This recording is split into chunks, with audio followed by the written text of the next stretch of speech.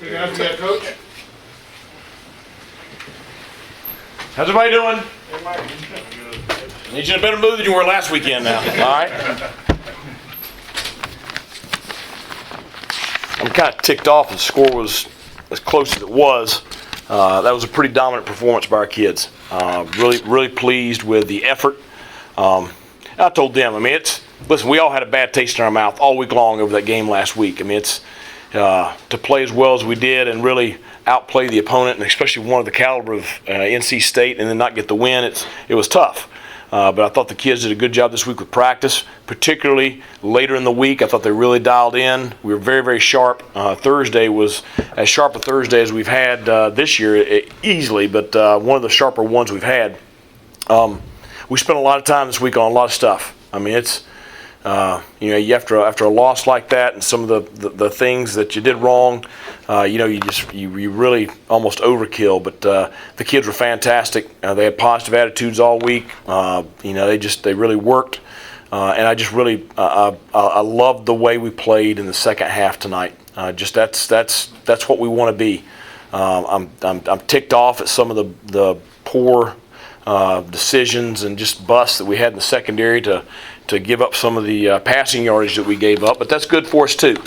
Okay, sometimes when people pat you on the back all week and tell you how freaking good you are, you listen to them, and they gotta. I try to tell them as much as I can. You got to keep your dang ears shut. But really pleased with so much stuff that went on tonight, and really proud of our offensive line, and those backs got going. Everybody got a glimpse of Marlon Gunn tonight. You've been hearing me talk about him. Everybody got a glimpse of him. He should have gotten the box, but that's the only negative on that one. Questions? Coach, you guys kind of dominated the fourth quarter for the second week in a row. What do you just think that says about what the program is at right now? That's what we've been trying to build. When I got here, they talked about how they hated the raising that flag and getting blown out in the fourth quarter, and so we've made it a mindset thing.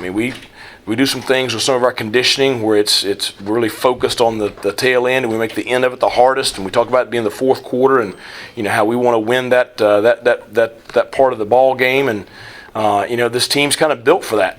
It's philosophy-wise, we're slowly becoming what we talked about. When I first got hired, and that performance in the fourth quarter was that's what it's supposed to look like. That's what the good football teams. That's what they look like.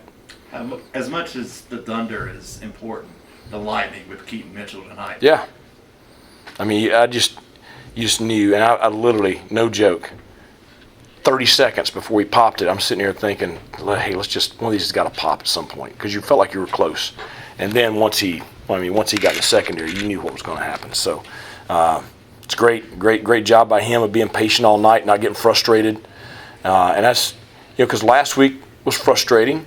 Running football, but I thought they those kids, they're such team-oriented guys, and tonight they were, and just I'm happy for both of them, seeing them have that success there in the second half, and we all know that success comes from our offensive line wearing down Old Dominion in the second half. That's why all that stuff happens. Another successful night for the transfer receivers. Yeah, and you guys doubted me enough, so.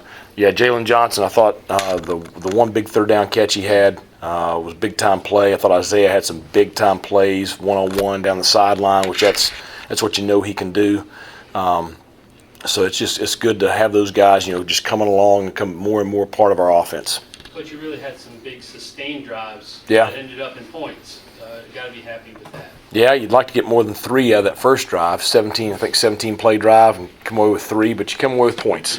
But yeah, it's almost a 40-minute time of possession. I haven't had that since we were running the triple option. So that's pretty impressive. 10 of 19 on third down.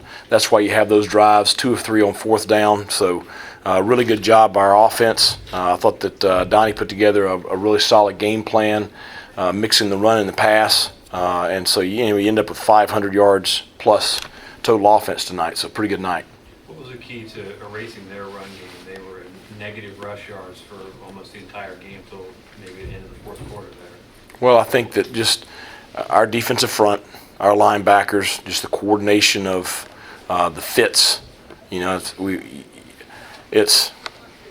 And listen, you can use Virginia Tech as an example. Watching them last week, it's their first game together. And everybody thinks this stuff happens overnight. It doesn't happen overnight. It's those kids have played together for 3 years. And so they know our defense. They fit things correctly. It's a really good run. It's a 1,000-yard running back that we shut down tonight. So but it's the kids. It's them knowing our defense and playing it together. What can you learn from, trying to play against and defend, a receiver like Ali Jones? Well, it's a player of his caliber is going to make some plays. He's going to have some one-on-one contested plays that he makes. You just don't give him the cheap stuff. That's the ones that tick me off, because we had some that were just cheap that we gave to him. But it happened last week against Tech too. They didn't do much all night, and all of a sudden he hits 2 big deep balls to him. So he's a great player. I talked to him after the game, just told him how proud I was of him. I'm glad I hopefully don't have to face him again. So, we just gotta shore up some things in the secondary where we're just maybe a little too greedy, a little too aggressive, and give up some cheapies. Is there maybe some protection things going on with special teams? There was a block kick tonight. There was just a few things maybe going on with the protection scheme. Well, no, there was one player tonight that did a great job last week that did a poor job tonight and caused the blocks, and he was replaced, and then you put somebody else in there and we protected. So, no, it's not a whole lot of things. It's one thing. So, got it fixed. Got to do better. We worked a ton on it this week. Excited for Owen.